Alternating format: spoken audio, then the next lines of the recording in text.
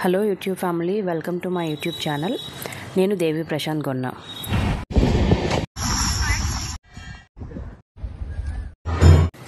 ఈరోజు వ్లాగ్ వచ్చేసి రీసెంట్గా మేము శ్రీశైలం వెళ్ళాము. సో దానికోసమే ఈ వ్లాగ్. మేము ఎక్కడెక్కడికి వెళ్ళాము, ఏమేమి టెంపుల్స్ని విజిట్ చేసామనేది ఈ వ్లాగ్లో చూస్తారు. Morning 6:30కే train. సో నేను 3 o'clockకే లేచాను అనమాట. క్లీనింగ్ అంతా చేసేసుకొని నేను రెడీ అయిపోయి పూజ చేసుకొని ఆ తర్వాత వాళ్ళని లేపాను అనమాట. ఇంకా నేను పూజ అంతా చేసుకునేసరికి 4:45 అప్పటికే అయిపోయింది. మా వాడిని లేపితే ఇక్కడికి వచ్చి మళ్ళీ పడుకున్నాడు. వాళ్ళని లేపి టైంకి అయితే రెడీ చేయగలిగాను. మా చిన్నోడు బయటికి వెళ్దాం అంటేసరికి లేచి కూర్చున్నాడు. యాడలేదు, అసలు బాగానే రెడీ అయ్యాడు. బయటికి వెళ్ళినప్పుడు మా పెద్దోడితో అస్సలు ఏ ప్రాబ్లం ఉండదు, కానీ వీడే కొంచెం ఇబ్బంది పెడతాడు. ఇప్పుడైతే ప్రస్తుతానికి ఉత్సాహంగా నడుస్తున్నాడు. ముందు ముందుకు ఏం చేస్తాడో చూడాలి.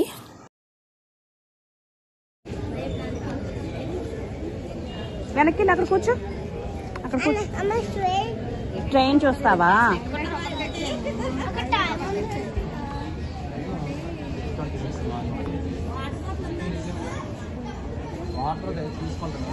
ఉన్నది తెచ్చాను మాయా, 2 bottles తెచ్చాను. మా చిన్నోడైతే కొంచెం చాలా ఎగ్జైటెడ్గా ఉన్నాడు, ట్రైన్ చూడాలి, ట్రైన్ ఎక్కాలని. కానీ ట్రైన్ వచ్చేసరికి కొంచెం భయపడ్డాడు ఆ సౌండ్కి. ట్రైన్ ఎక్కిన కొద్దిసేపటికే మా ఊరు వచ్చేస్తుంది. అక్కడ చూస్తున్నాను అనమాట, బ్రిడ్జ్ అది. ఈ బ్రిడ్జ్ నుండే కదా వెళ్తాము మా అమ్మ వాళ్ళ ఇంటికి అని చెప్పేసి. ట్రైన్ అయితే సంబరంగా ఎక్కాడు, కానీ పక్క నుండి ట్రైన్స్ వెళ్తున్నప్పుడు కానీ ఆ ట్రైన్ సౌండ్ కానీ వచ్చేటప్పుడు అయితే చాలా కొంచెం భయపడ్డాడు. ఎంత నిద్ర వచ్చినా పడుకోలేదు ఆ సౌండ్స్కి భయపడి పాపం. మళ్ళీ మేము కార్ ఎక్కిన తర్వాతే పడుకున్నాడు. అన్నవరం వచ్చేసరికి నేను వీడియో సరిగా తీసుకోలేకపోయాను. అందులోనూ ట్రైన్లో రైట్ సైడ్ కూర్చోవడం వల్ల మంచు కూడా ఉండడం వల్ల సరిగ్గా క్లమ్జీగా వచ్చిందనమాట వీడియో. ఇంకా గోదావరి వచ్చిన తర్వాత ఆ సౌండ్కి మా చిన్నోడు అస్సలు తల పైకెత్తలేదు. నేను పట్టుకుందామంటే నా దగ్గరికి అస్సలు రాలేదు. వాడికి ఏంటో ఇంకా విండో పక్కనే ఉంది కదా, సౌండ్ ఎక్కువ వస్తుందని చెప్పేసి అస్సలు నా పక్కకే రాలేదు. విజయవాడ వచ్చేసరికి 12 అయిపోయింది. ఇక్కడ నుండి మేము కార్లో వెళ్తాము శ్రీశైలము. ముందైతే ఆటో బుక్ చేసుకొని కారు ఉండే ప్లేస్కి వెళ్ళి కార్ రిసీవ్ చేసుకొని అక్కడ నుండి వెళ్ళాలన్నమాట. మేము డైరెక్ట్గా శ్రీశైలం కాకుండా మధ్యలో త్రిపురాంతకం ఊర్లో ఆగాలి, అక్కడ అమ్మవారిని దర్శించుకోవాలని చెప్పేసి మేము కార్ అయితే తీసుకున్నాము. మా చిన్నోడికి అంతా వింతగా ఉంది పాపం. ఫస్ట్ ట్రైన్ ఎక్కించారు, తర్వాత ఆటో ఎక్కించారు, ఇంకా తర్వాత ఎయిట్ తీసుకెళ్తారు అని చెప్పేసి కార్ దగ్గరికి అయితే వచ్చేసాము. కార్ని అంతా చెక్ చేసుకొని ఒకసారి అంతా వీడియో తీస్తున్నారు. వీడియో తీసుకొని కీస్ తీసుకున్నారు. మళ్ళీ ఇక్కడికి వచ్చి హ్యాండ్ ఓవర్ చేయాలి. విజయవాడ నుండి బయలుదేరి త్రిపురాంతకం వచ్చేసరికి ఈవినింగ్ అయిపోయింది. ఆ రోజైతే మేము ఫుడ్ ఇంటి దగ్గర నుండి ప్రిపేర్ చేసి తీసుకొచ్చాము. సో దారిలో ఆగేసి తినేసి వచ్చేసరికి ఈవినింగ్ అయిపోయింది. గుడిలో అయితే అస్సలు ఎవ్వరూ లేరు, చాలా ప్రశాంతంగా ఉంది. అందులో ఈవినింగ్ వల్ల చల్ల గాలి వచ్చి ఎంత బాగుందంటే చాలా చాలా బాగుంది. ఇక్కడ ఈ గదిలో లోపలికి ఒక మార్గం ఉందంట. అందులో నుండి ఎప్పుడో స్వాములు ఋషులు శ్రీశైలంకి వెళ్ళేవారంట. శ్రీశైలంకి వెళ్ళే దారి అటు ఉందంట. గుడి చాలా పెద్దది, అలాగే ఓపెన్ ప్లేస్ కూడా చాలా ఎక్కువ ఉంది. చుట్టుపక్కలంతా చుట్టూ ప్రదక్షిణ చేస్తూ మొత్తం వీడియో తీసుకుంటున్నాము. యాక్చువల్గా అయితే ఫోన్ అలౌడ్ లేదు, కానీ ఎవ్వరూ లేకపోవడం వల్ల అంత రెస్ట్రిక్ట్ ఏం చేయలేదు. లోపల స్వామివారిని కూడా వీడియో తీసుకున్నాము. ఎక్కువసేపు కాదు, ఒక 4-5 seconds ఇలా తీసాను అంతే. యాక్చువల్గా అయితే ఫొటోస్ వీడియోస్ ఏమీ అలౌ లేదు కదా, సో ఎవరూ లేకపోవడం వల్ల అంతగా రెస్ట్రిక్ట్ చేయలేదు. మనకి చిన్న ఆపర్చునిటీ వచ్చింది, దాన్ని ఎందుకు రాంగ్గా యూజ్ చేయడం, వీడియోలో పెట్టడం అనిపించింది. సో అందుకనే నేను ఇక్కడ వీడియోని షేర్ చేయట్లేదు, కానీ నేనైతే రోజుకి ఒక్కసారైనా చూసుకుంటాను. ఇక్కడ శివరాత్రి రోజు అస్సలు ఖాళీ ఉండదంట, ఎక్కడెక్కడి నుండో వస్తారంట. ఇక్కడ చాలా బాగా మంచిగా ఉత్సవాలు జరుగుతాయంట ఇక్కడ. ఇక్కడ ఎటు చూసినా చాలా ఓపెన్ ప్లేసెస్, ఎక్కువగా ఇల్లులు అవి ఏం కనిపించలేదు, ఎక్కువ బాగా కొండ ప్రాంతంలాగా ఉంది.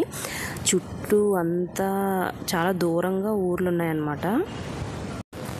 ఈ గుడి కొండపైనే ఉంది, మరీ కొండ అంటే మరీ ఎత్తుగా ఏం కాదు. ఇటు సైడ్ మెట్లు కూడా ఉన్నాయి, ఆ మెట్ల దగ్గర నుండి రోడ్డు కనిపిస్తుంది కదా, ఆ రోడ్డు కూడా ఉంది. మేమైతే కార్లోనే వచ్చాము కదా, ఇంకా మెట్లు అవి ఎక్కలేదు, డైరెక్ట్గా వచ్చేసాము.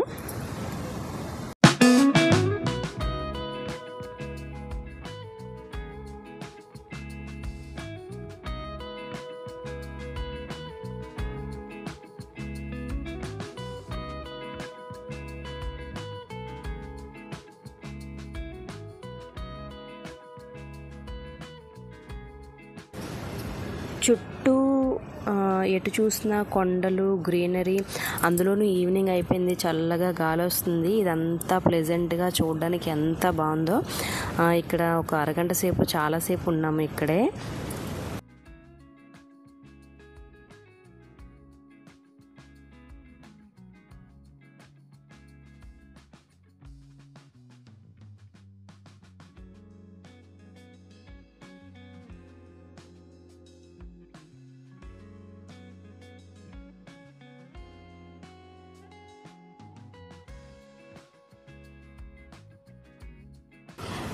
దర్శనం అయితే చాలా బాగా జరిగింది. పంతులు గారు ఉన్నారు, అందరి గోత్రనామాలు అవి చదివి చాలాసేపు పూజ చేశారు.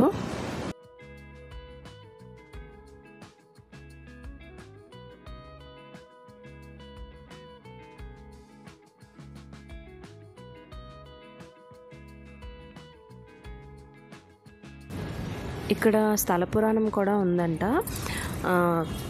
స్వామి అమ్మవార్లు ఇక్కడ త్రిపుర సంహారం చేశారంట, అందుకే త్రిపురాంతకేశ్వర స్వామిగా ఇక్కడ స్వయంభూగా వెలిసారంట.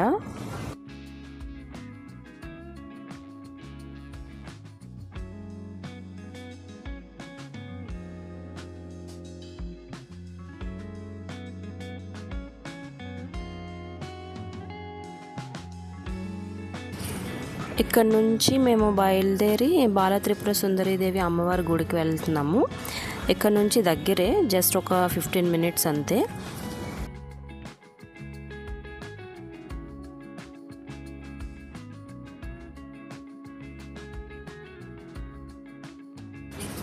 గుడికి అయితే వచ్చేసాము. ఇక్కడ కూడా మేము వచ్చేసరికి గుడి ఖాళీగానే ఉంది. ఆ తర్వాత కొంచెం జనం రావడం స్టార్ట్ చేశారు. మరీ అంత రష్గా ఏం లేదు. అందులోనూ తొందరగా క్లోజ్ చేసేస్తారంట, ఈవినింగ్ 7:30, 7 కల్లా క్లోజ్ చేసేస్తారంట.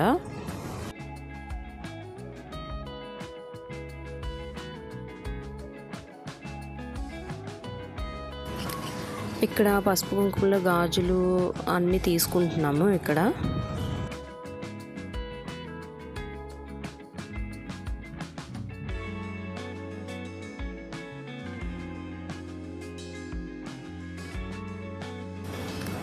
దర్శనం అయితే చాలా బాగా జరిగింది. ఇక్కడ కూడా కొద్దిసేపు ఎక్కువసేపే ఉన్నాము. మంచిగా పంతులు గారు పూజ చేశారు. కొబ్బరికాయ అయితే బయటన కొట్టేసి అక్కడే అమ్మవారి దగ్గర పెట్టేయమని చెప్పేసి ఇచ్చేసారనమాట పూజ చేసిన తర్వాత. ఇక్కడ లాస్ట్ దర్శనం ఇంకా మాదే. మేము నైట్ కూడా ఇక్కడే స్టే చేసాము. జస్ట్ గుడికి రూమ్స్కి ఒక 10 minutes వాక్ అనమాట. రూమ్స్ దగ్గర నుండి గుడి క్లియర్గా కనిపిస్తుంది. అంత దగ్గరలో మాకు రూమ్స్ దొరికాయి. ముందే ఇక్కడ బుక్ చేశారంట మా అత్తయ్య వాళ్ళు.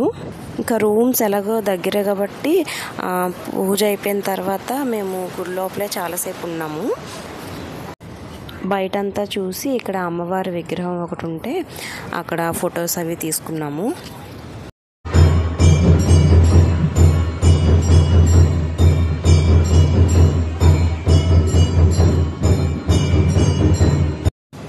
అమ్మవారికి నైవేద్యం అది పెట్టేసిన తర్వాత ప్రసాదం ఇస్తాము, ఉండమని చెప్పారనమాట.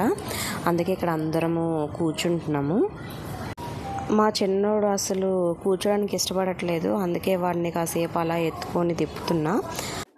ప్రసాదాలు అవి తీసుకొని ఇంకా మేము రూమ్కి వచ్చేసాము. పాపం పొద్దున్న నుండి తిరిగి ఎండకి అలసిపోయి ఒకసారి బెడ్ ఏసీ దొరికేసరికి వీళ్ళు గెంతులు ఎంత రిలాక్స్ అయిపోయారు. ఒకసారి ఇవి కొత్తగా కట్టినట్టున్నారు ఇప్పుడే. ఇంకా రూమ్స్ అయితే చాలా బాగున్నాయి. ఇక్కడ భోజనానికి అయితే వచ్చాము. భోంచేసి మంచిగా పడుకొని నెక్స్ట్ డే మార్నింగే లేచి ఇక్కడే ఫ్రెష్ అయిపోయి మేము డైరెక్ట్గా బయలుదేరి శ్రీశైలం వెళ్తాము. ఇంకా శ్రీశైలం దర్శనం ఎలా జరిగింది, అక్కడ ఏం చూసాం అనేది నెక్స్ట్ వ్లాగ్లో వస్తుంది. ఇది వాళ్ళ వీడియో నచ్చితే లైక్ చేయండి, నా ఛానల్ని సబ్స్క్రైబ్ చేయండి.